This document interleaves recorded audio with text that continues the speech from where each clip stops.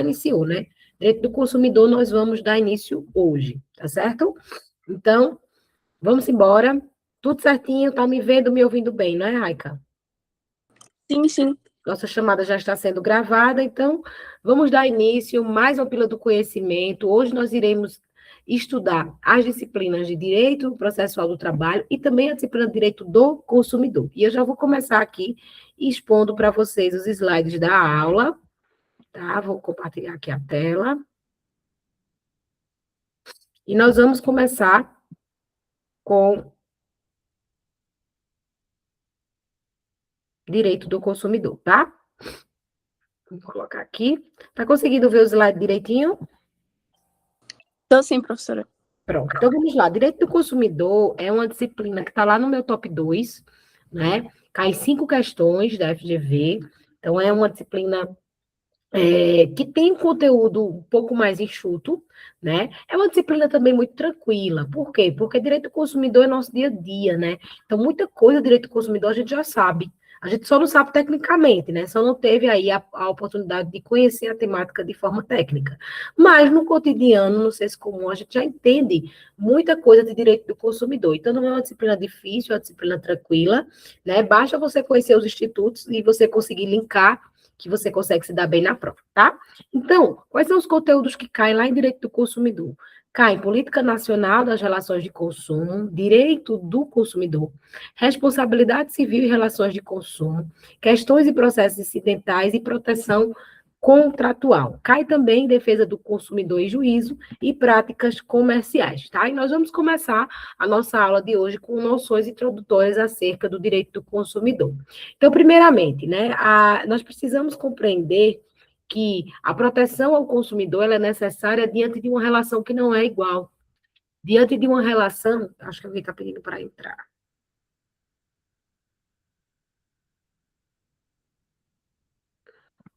Vou aceitar aqui, Marília.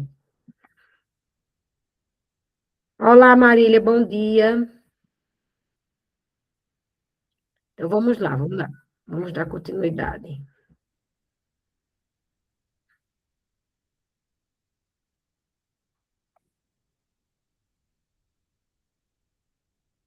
Então, como eu estava explicando, né? As relações de consumo, elas são protegidas pelo direito justamente porque esses contratos, porque esses negócios jurídicos, eles não partem de uma relação igual. Nós temos ali o fornecedor, e o fornecedor é aquele que detém, né, o conhecimento técnico, então ele conhece sobre o que está sendo comercializado, né, assume os riscos dessa atividade, e nós temos do outro lado o consumidor, que é aquele que está numa situação, né, de desigualdade na medida em que não possui esse mesmo conhecimento técnico, na medida em que o consumidor ele não detém também os insumos, os fatores de produção daquele produto que está sendo colocado à sua disposição.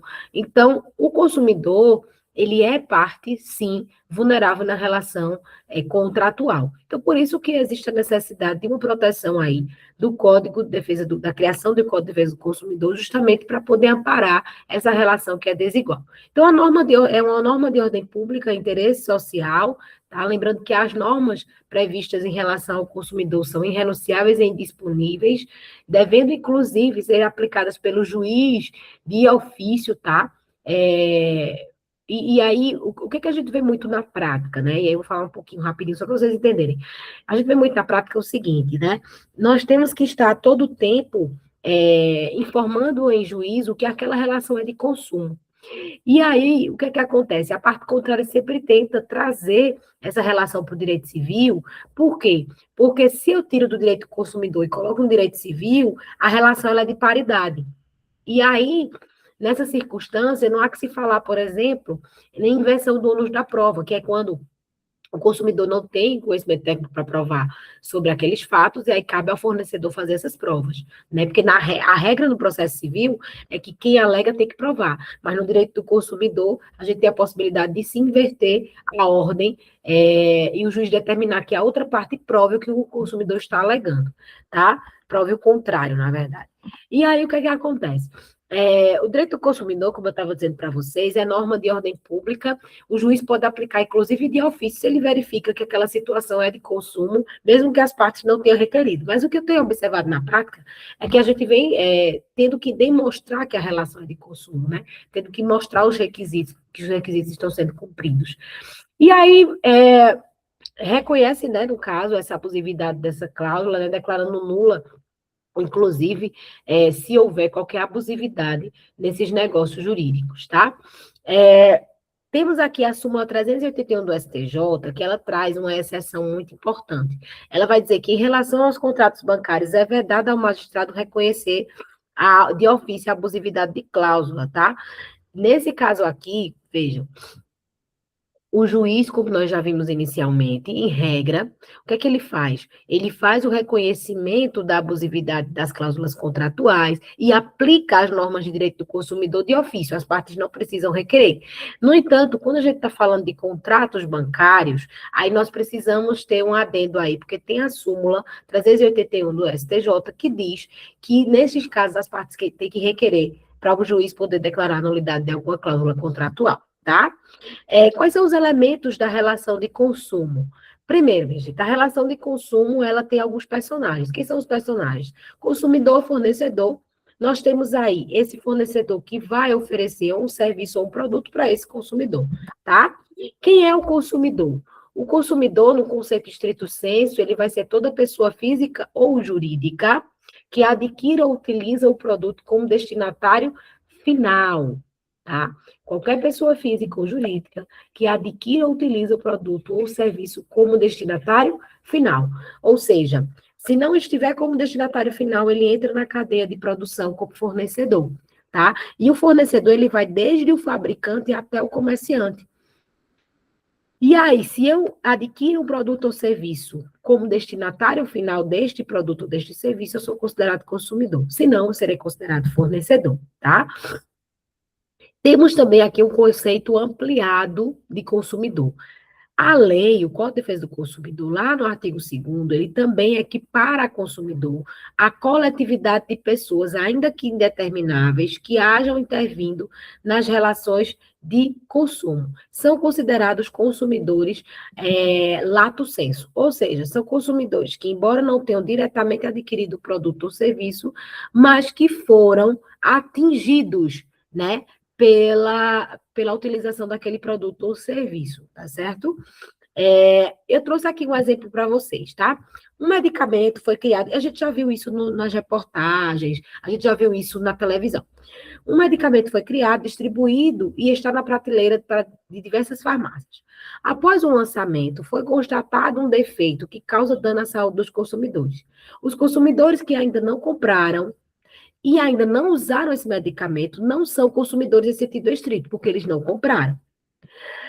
Aqui, a relação jurídica se vincula ao consumidor e fornecedor. Não vai ser determinada pela prática do ato de consumo, mas sim pela posição de uma pessoa, ou em um grupo, ou em uma coletividade, que esteja sujeita aos efeitos dos atos dos fornecedores. Em virtude dessa norma de equiparação, é possível a tutela coletiva dos interesses dos consumidores, o MP ajuizar uma ação, né, nesse sentido. E aí, o que é que acontece? Vejam, essas pessoas que não adquiriram essa medicação que estava à disposição no mercado, essas pessoas são consideradas consumidoras por equiparação. Por quê? Porque elas estavam numa situação de risco iminente diante de uma ação do fornecedor. Elas poderiam estar, né, adquirindo esses produtos, estavam à disposição delas. Então, elas serão consideradas consumidoras por equiparação. Uma outra, uma outra categoria de consumidores por equiparação também são aquelas que foram vítimas de um evento, tá? Eu acho que tem alguém pedindo para entrar.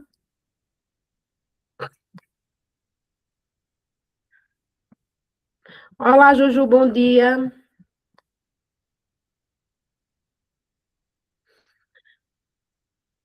Tem mais gente pedindo para entrar.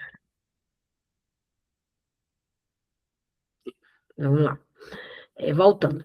Então, também equiparam-se às consumidores todas as vítimas do evento. Então, todas as pessoas que do mercado de consumo que acabam sendo expostas em um acidente de consumo serão consideradas consumidores por equiparação. É o chamado bystander, tá? Então, por exemplo, as vítimas de um acidente, vamos supor que um determinado avião cai e termina atingindo, não é, pedestres que estavam passando pelo local. Vejam, essas pessoas não estavam no avião, mas elas foram vítimas do evento. Se elas foram vítimas do evento, elas vão ser consideradas consumidoras por equiparação. Para que serve isso, professora? Para fins de indenização, tá? Porque uma vez aplicado o Ô, código... professora, se cabe à família? Não, a família, ela vai requerer, no caso, se a pessoa falecer, ela vai ter o direito de requerer a indenização, né? E aí a pessoa que foi a que realmente sofreu o dano, ela vai ter direito à indenização e ela vai, claro que vai se enquadrar aí com a defesa do consumidor, mas a família pedindo em direito próprio não, é a família pedindo em nome da pessoa que sofreu o acidente, em nome da pessoa que faleceu ou que sofreu o acidente do avião, entendeu? Mas a família pedir em nome próprio não. O que a família pode pedir? E isso na esfera civil. Pode pedir uma indenização por ricochete. O que é isso? É o seguinte, a indenização por ricochete, ela vai acontecer quando o evento danoso atinge a pessoa de forma direta, mas indiretamente atinge outras pessoas, porque gera abalo psíquico, né?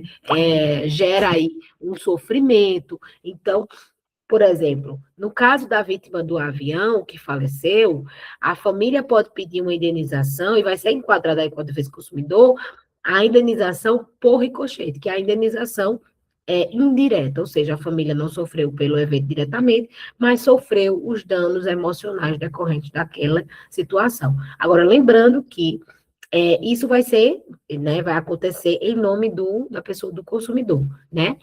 Que é aquele que sofreu diretamente. Quando a gente fala das vítimas do sinistro, consumidores por equiparação, são aqueles que estavam no momento do evento.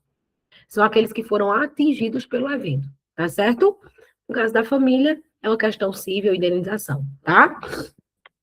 Então, vamos lá. Um acidente de empresa aérea. Taxista que sofreu prejuízos em seu carro por conta do acidente, né? Que estava lá, o taxista não tinha nada a ver, estava lá com o carrinho dele parado e o carrinho dele terminou sendo atingido por esse acidente, né? Então, ele vai se equiparar a consumidor mesmo que não tenha contratado o serviço da empresa, pois ele é vítima do acidente, do evento danoso, tá? Temos também outros consumidores equiparados que estão lá previstos no artigo 29, que são aqueles que estão expostos às práticas comerciais. Então, equiparam-se a consumidores todas as pessoas, determináveis ou não, expostas às práticas comerciais. Todos os consumidores que acabam sofrendo um reflexo de uma publicidade, de uma oferta, de uma cobrança indevida, são considerados também consumidores por equiparação, chamado consumidor potencial ou virtual. Por exemplo, A está passando e viu um anúncio, tá?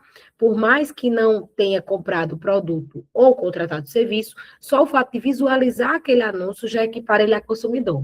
Ou seja, aquela oferta vai vincular se ele quiser adquirir aquele produto. Por exemplo, se A quer comprar um produto por R$ 100, igual consta no anúncio, mas a vendedora aponta que é R$ 300 e não 100, neste caso A, mesmo sem ter comprado o produto, ele vai ser considerado o quê? Consumidor, e pode exigir que o produto seja vendido pelos R$ 100, porque a propaganda vincula o negócio, tá? Temos aqui, então, para a gente poder criar um quadrinho do que nós conversamos até agora, temos aqui o consumidor estrito sensu, que é aquele que diretamente adquire produto ou serviço do fornecedor como destinatário final, e nós vamos ter os consumidores por equiparação, que são as pessoas expostas às práticas comerciais, a coletividade, né, de pessoas em sentido estrito, tá? E teremos também em sentido coletivo, né, que é no caso da medicação, que eu dei o exemplo para vocês. Temos também as vítimas do acidente, tá? Então, são as 3 espécies de consumidores por equiparação. Temos aí uma teoria que nós precisamos aplicar, que é compreender como é que ela funciona dentro das relações de consumo, tá? O CDC, né, ele é para todo mundo pode ser consumidor, tá? Essa teoria é chamada de teoria máxima, ou máximo do conceito do consumidor. O conceito de consumidor é amplo, né? Nós vimos que consumidor pode ser pessoa física ou pessoa jurídica que adquira produto ou serviço como destinatário final. Então, para essa teoria, né, um fornecedor ele pode vir a ser consumidor em uma ação judicial. Isso porque a razão de ser do CDC é proteger o quê? As relações de consumo, não importando quem seja o seu destinatário final. Então, há crítica sobre essa teoria, né, porque diz que prejudica, né, o que é o direito do consumidor e nivela o fornecedor, que é o detentor do capital, acabando por descaracterizar o conceito do consumidor. E aí nós vamos ter outra teoria que vai falar do conceito do consumidor, que é a teoria finalista, tá? Que vai dizer que só pode ser considerado consumidor aquele que retira o bem do mercado para utilizar como destinatário final. E aí, por exemplo, né, uma fábrica A compra um arame e de outra fábrica B. Não é tida como consumidora porque não comprou o arame como destinatário final. Essa é a teoria finalista, tá? É a base do próprio Código Civil, inclusive. E aí nós vamos ter uma outra teoria que explica o conceito de consumidor, que é a teoria finalista mitigada. Ela é um equilíbrio entre as outras duas teorias, a maximalista, tá, e a finalista. E aí ela vai considerar que, para poder ser verificado quem é o consumidor, é necessário considerá-lo como destinatário final e também considerar a questão da hipossuficiência técnica e econômica, tá? Essa é uma teoria que vem sendo adotada pelo STJ, inclusive. Então, para ser considerado consumidor, não basta ser destinatário final, o STJ vem compreendendo também a necessidade de se comprovar, de se avaliar a capacidade técnica e econômica daquele consumidor, tá? E aí, claro que dentro desse conceito a gente continua compreendendo a pessoa jurídica também dentro desse conceito. Então, a pessoa jurídica, desde que comprove que é destinatário final do produto e que não detém a capacidade técnica ou econômica para adquirir aquele produto ou serviço, será considerado consumidor também, tá? Já dentro do conceito de fornecedor, que é um conceito que está lá no artigo 3º, né, vai considerar como fornecedor toda pessoa física ou jurídica, pública ou privada, nacional ou estrangeira, bem como os entes despersonalizados, ou seja, todo mundo, que desenvolvem atividades de produção, montagem, criação, construção, transformação, importação, exportação, distribuição, comercialização de produtos e prestação de serviços. Então, o que acontece? Exige aí um requisito que é chamado da habitualidade. Então, se a pessoa coloca um carro para vender, ela não é fornecedora, tá? Ela não pode se usar o CDC contra ela. Aí a relação vai ser regida pelo direito civil. Agora, se você comercializa, cria, monta, transforma de forma habitual, você pode ser considerado fornecedor, tá? Esse fornecedor, ele vai poder fornecer o quê? Produto ou serviço. O que é o produto? Vai ser qualquer bem, seja ele móvel ou imóvel, material ou imaterial. Lá na forma do artigo 3º, parágrafo 1º do CDC.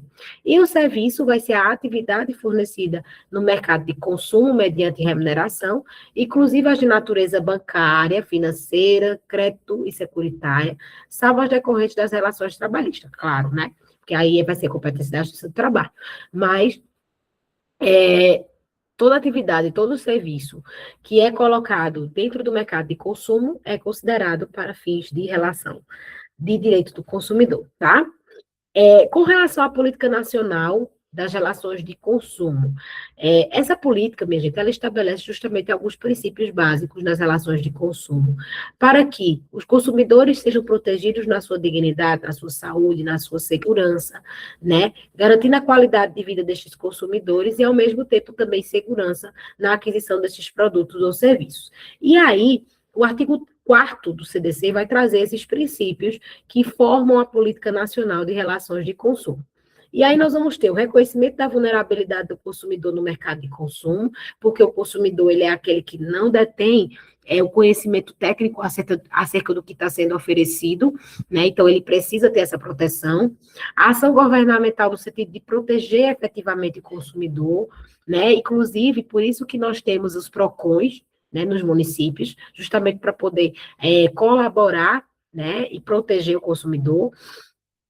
Temos a harmonização dos interesses dos participantes das relações de consumo, incompatibilização e proteção do consumidor com a necessidade de desenvolvimento econômico e tecnológico, de modo a viabilizar os princípios nos quais se funda a ordem econômica, lá na forma do artigo 170 da Constituição Federal, sempre com base na boa-fé, no equilíbrio, nas relações entre consumidores e fornecedores, educação e informação aos fornecedores e consumidores, né, de fornecedores e consumidores, quanto aos direitos e deveres, né, com vistas à melhoria no mercado de consumo, e o incentivo à criação pelos fornecedores dos meios eficientes de controle e qualidade e segurança dos produtos e serviços, assim como de mecanismos alternativos de solução de conflitos de consumo, né? Temos também a coibição e repressão eficiente de todos os abusos praticados no mercado de consumo, inclusive concorrência desleal, utilização indevida dos eventos e criações industriais de marcas, nomes comerciais e signos distintivos, tá, que possam causar prejuízo aos consumidores, ou eu aqui economizando tempo de leitura de código de vocês. Temos também a racionalização e melhorias dos serviços públicos, estudo constante das modificações do mercado, fomento das ações direcionadas à educação financeira e ambiental dos consumidores, inclusive, né, a lei de superendividamento, ela vai entrar aqui. Temos também a prevenção e tratamento ao superendividamento, né, para evitar a exclusão social do consumidor. E temos aqui alguns instrumentos dessa política, né, de proteção ao consumidor. E aí o artigo 5º do CDC, ele vai dizer que para a execução dessa política, o poder público deve utilizar os seguintes instrumentos: manutenção da assistência jurídica integral e gratuita para o consumidor carente, PROCON, instituição de promotorias de justiça e defesa do consumidor no âmbito do MP, a criação de delegacias de polícia especializadas no atendimento às consumidores vítimas de infrações penais de consumo, né, que a gente sabe que, infelizmente, aqui no interior não é uma realidade nossa, mas na capital já existe. Temos também a criação de juizados especiais de pequenas causas, várias especializadas, né? Não temos ainda aqui na cidade, mas nas capitais existem. Concessão de estímulos de criação, desenvolvimento e associação de defesa do consumidor. Instituição de mecanismos de prevenção e tratamento extrajudicial e judicial do superendividamento, tá? E de proteção ao consumidor, pessoa natural. Instituição dos núcleos de conciliação e mediação de conflitos oriundos do superendividamento, tá? Que a lei do superendividamento vai trazer isso também. E vamos aí trabalhar em cima dessa perspectiva de que a política das relações de consumo, ela precisa ser executada através de uma ação conjunta, tá? É uma ação do poder público, é uma ação também das empresas, dos fornecedores, junto aos consumidores. Então, é preciso e é necessário se criar essa cadeia de proteção para que o consumidor, ele não seja lesado por ações do fornecedor, tá certo? Vamos para uma questãozinha sobre isso. Maria Eugênia adquiriu um aparelho celular na loja Y no dia 25 de maio de 2023, a fim de presentear sua afilhada Roberta, que recebeu o objeto no mesmo dia. Ocorre que, passados 20 dias de uso, o aparelho celular explodiu, acarretando lesões em Roberta, que necessitou realizar tratamento médico e queimaduras sofridas. No caso, adotando-se as regras esculpidas no Código de Defesa do Consumidor, vamos marcar a alternativa correta. Letra A. Roberta poderá ser indenizada em virtude do acidente sofrido. Contudo, não serão adotadas as regras do CDC, pois não há relação de consumo entre a acidentada do fabricante e o comerciante. Ademais, a hipótese será de responsabilidade civil subjetiva. Letra B. Roberta é equiparada à consumidora diante das regras previstas no CDC e, nesse sentido, deverá ser indenizada pelos danos sofridos, sendo hipótese de responsabilidade objetiva em face do fabricante do produto. Deixa eu só trazer para vocês aqui uma diferença entre responsabilidade subjetiva e responsabilidade objetiva. Gente, responsabilidade civil é o instituto pelo qual aquele que, por ação ou omissão tenha gerado dano a outra e vai ter que indenizar. Então, isso é responsabilidade civil, tá? Responsabilidade civil advém do dever de indenizar por atos danosos. E aí, o que acontece? A responsabilidade civil, ela é subjetiva quando, dentro de uma relação civil, deve ser comprovado a culpa por parte de quem praticou o dano para poder configurar a indenização. Já na responsabilidade objetiva, independe de culpa. Basta você comprovar que o dano ocorreu e que imputar esse dano à pessoa que praticou e nós teremos aí a responsabilidade civil. Nas relações consumeristas, né, a responsabilidade civil, ela é objetiva, tá? Ela não é subjetiva. Subjetiva é lá no direito civil. Vamos para a letra C. A Roberta é equiparada à consumidora, diante das regras do CDC, e nesse sentido deverá ser indenizada, sendo o caso de responsabilidade subjetiva. Ou letra D, Roberta poderá ser indenizada em virtude do acidente sofrido, contudo, não serão adotadas as regras do CDC, pois não há relação de consumo. Ademais, a hipótese será de responsabilidade civil objetiva. Temos duas questões dizendo que é responsabilidade, é um evento civil, e temos duas dizendo que é um evento do consumidor. Então, com certeza, a nossa resposta é a letra B, né? Porque vai trazer justamente o artigo 17 e 12 lá do CDC, tá?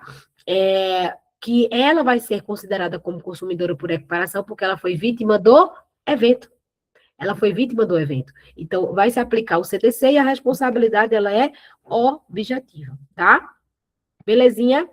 Belezinha. Vamos responder só mais essa questãozinha que também é importante, e aí nós já vamos para o processo do trabalho. Em relação a serviços públicos, o Código de Defesa do Consumidor diz o seguinte: sempre é inaplicável, considerando a relação de consumo se desenvolve no âmbito da atividade lucrativa, escopo distinto dos serviços que são prestados do poder público. Essa questão é interessante. Letra B. Sempre é aplicável, considerando que nele consta expressa previsão de que o fornecedor poderá ser pessoa jurídica de direito público ou privado. Letra C. Aplicável, considerando a expressa previsão de que o fornecedor pode ser pessoa jurídica de direito público ou privado, quando se tratar de serviços públicos uti-singuli, remunerados por tarifa, ou seja, são indivíduos que estão adquirindo o serviço de forma específica, como, por exemplo, o serviço postal em correios. Letra D. Aplicável, a despeito de inexistir expressa previsão de que o fornecedor pode ser pessoa jurídica, direito privado ou público, quando se trata de serviços públicos útil universal, ou seja, para todo mundo, remunerados por tarifa, como, por exemplo, o serviço de Caixa Econômica Federal. A nossa resposta, primeiro, nosso fundamento está lá no artigo 3º, tá? E o artigo 3º, ele já diz: fornecedor é toda pessoa física ou jurídica, pública ou privada, nacional ou estrangeira. Agora, o que é que acontece? O STF, ele entendeu, né, em sede de liminar, que é essa amplitude do artigo 3º, né, dizendo que nem todos os serviços públicos podem ser regidos pelo CDC, restringir um pouquinho a qualidade de fornecedor quando é pessoa jurídica de direito público. Somente serão considerados servidores públicos somente serão considerados fornecedores para fins do CDC aqueles serviços públicos impróprios ou uti-singuli, ou seja, que, por sua vez, são remunerados por tarifa. E a ementa, ela vai dizer o seguinte, vai dizer que os serviços impróprios prestados por órgãos da administração indireta ou modernamente por delegação concessionária, como previsto no Código, na Constituição Federal, são remunerados por tarifa, sendo aplicáveis aos respectivos contratos do CDC. Então, a prestação de serviço de energia elétrica, que é tarifado, por exemplo, entre a demanda da potência disponibilizada de energia, é aplicado o direito do consumidor. É um exemplo aí de aplicação do direito do consumidor, tá? Então, a letra C realmente é a correta, porque ela traduz o quê? Exatamente o que está no entendimento do STJ. É aplicável o CDC, considerando expressa previsão de que o fornecedor pode ser pessoa jurídica de direito público ou privado, quando se tratar de serviços uti-singuli remunerados por tarifa, como, por exemplo, o serviço postal. Tá? E também aqui o exemplo da energia elétrica, ok? Vamos lá, vamos agora sair aqui do direito do consumidor, estudem essa disciplina em casa, ela é bem importante, tá? E está lá no meu top 2. É claro que você vai se dedicar primeiro ao top 1, mas não deixe, não negligencie essa matéria, e é uma matéria tranquila de compreender, tá? Vamos agora adentrar lá no direito processual do trabalho, né, dando continuidade, e vamos estudar hoje custas de depósito recursal e despesas processuais, que é a nossa temática de hoje, tá? Nós sabemos, né, inicialmente, que as despesas processuais são aquelas que decorrem do quê? Do processo, né? Nenhum processo é gratuito, né? Nós sabemos que o processo, em regra, ele é pago e tem despesas que são geradas dentro do processo, tá? Quando a gente fala de despesas processuais, a gente precisa compreender quais despesas nós estamos falando. A primeira despesa que eu vou falar com vocês é sobre as custas judiciais, que são as despesas geradas pelo desenvolvimento do processo, que geralmente são no valor de 2% em cima do valor da causa, tá? Esse é o valor cobrado em relação às custas judiciais. O depósito recursal, né, que é uma custa também que é paga dentro da Justiça do Trabalho para poder recorrer, ela é uma garantia de eventual execução, ou seja ela integral ou em parte desse dinheiro. Ou seja, o depósito recursal, minha gente, é o seguinte: se você vai recorrer da decisão, você vai ter que garantir a execução e pagar ali um valor a título de recurso, tá? Por que garantir o dinheiro da execução? Porque se for julgado improcedente, já tem uma caução, já tem um valor ali para poder ser pago, tá? Quando a gente fala em custas processuais, né, em custas do processo, a gente entende que todo mundo que entra com o processo tem que pagar as custas. Essa é a regra. Mas nós temos as exceções. Nós temos um grupo aí que está isento das custas. Nós temos também um grupo que está isento do depósito recursal que eu acabei de falar, tá? E nós temos alguns entes que estão aí obrigados a pagar o depósito recursal pela metade. E aí eu trouxe aqui um quadrinho para vocês, bem didático, para vocês poderem compreender quem é que está isento, quem é que não está, tá? Quem são os isentos de custas judiciais? Nós vamos ter os beneficiários da justiça gratuita, né, que são aqueles que, na forma da lei, declaram não ter condições de conseguir custear o processo. Temos também a União, os Estados Federal, municípios, autarquias, fundações públicas, Ministério Público do Trabalho e a massa falida. O que é a massa falida, minha gente? Quando a empresa ela entra em processo de falência, o patrimônio daquela empresa transforma-se em uma massa falida, que é um ente despersonalizado, mas que, mesmo sendo despersonalizado, pode estar no polo ativo ou passivo de uma demanda trabalhista, nesse caso passivo, né, de uma demanda trabalhista, tá? Então, nós temos aqui os que são isentos de custas judiciais. Temos também os que são isentos de depósito recursal, os beneficiários da justiça gratuita. Então, se você recorrer e você era beneficiário da justiça gratuita, você não paga depósito recursal. Temos também a União, Estado Federal e municípios, autarquias e fundações públicas, ou seja, os entes da administração pública, Ministério Público do Trabalho, massa falida, e acrescenta aqui, as entidades filantrópicas e as empresas em recuperação judicial são isentas do depósito recursal, mas não são isentas das custas judiciais, tá? E quem é que paga o depósito recursal pela metade? As entidades sem fins lucrativos, os empregadores domésticos, microempreendedores individuais, empresas de pequeno porte e as microempresas, tá? Vamos para a leitura lá do artigo 790, que ela vai falar justamente sobre a justiça gratuita. E no parágrafo 3º diz que é facultado aos juízes, órgãos julgadores, presidentes dos tribunais do trabalho de qualquer instância conceder a requerimento ou de ofício o benefício da justiça gratuita, inclusive quanto ao translado de instrumentos àqueles que perceberem salário igual ou inferior a 40% do limite máximo dos benefícios do RGPS, que é do Regime Geral da Previdência Social, tá? E aí o benefício da justiça gratuita será concedido à parte que comprovar a insuficiência de recursos para o pagamento das custas. Como é que se comprova isso?